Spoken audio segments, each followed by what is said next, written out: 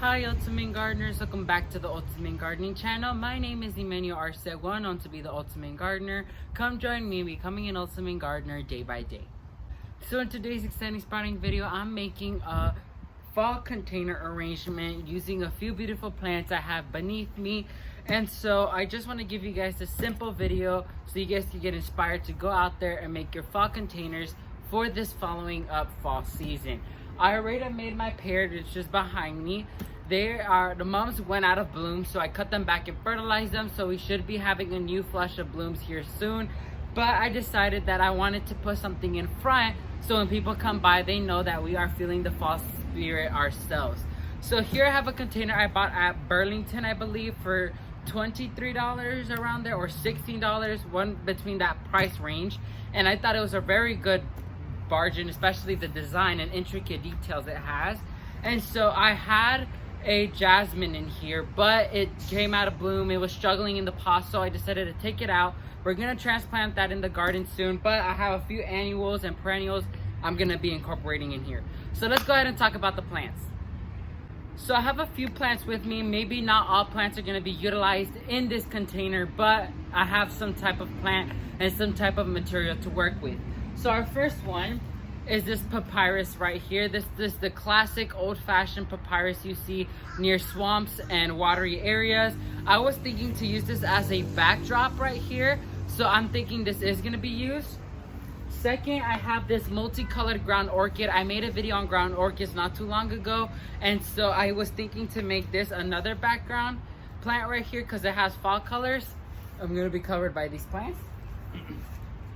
I have this beautiful monochromatic mum right here. I love the colors it provides, so I might be putting it right here. And if you guys noticed from when I did the collaboration with Growing Colors, I unboxed one of the plants, which was the red satin Cosmo, and I grew it on, and look how pretty these blooms are. So this is gonna go right here. And I did have planned to use these caladiums, which we're gonna see when we finish planting if these could be fill-in plants, but this is the entire idea right here. And I have this little pumpkin I bought at the dollar store for $1.25, which I'm gonna be incorporating in the container as well. So I'm gonna go ahead and speed this up and plant it, and then we're gonna talk about care tips and how I designed this container.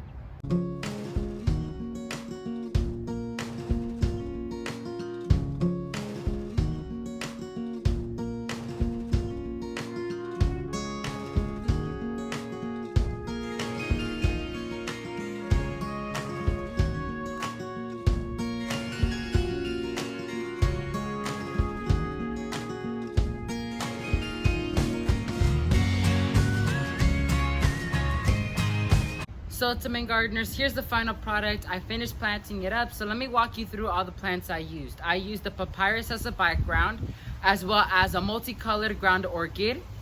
As fillers, I used my pink chrysanthemum, the red satin coreopsis from the Growing Colors company, and 3 caladiums on the sides. And to add a little bit of a fall spirit as well as decor, I added this mini glass or clay, whatever it is, pumpkin here, and it gives it a nice little touch down there. So here's a few tips that I'm gonna give to you guys when it comes to these plants.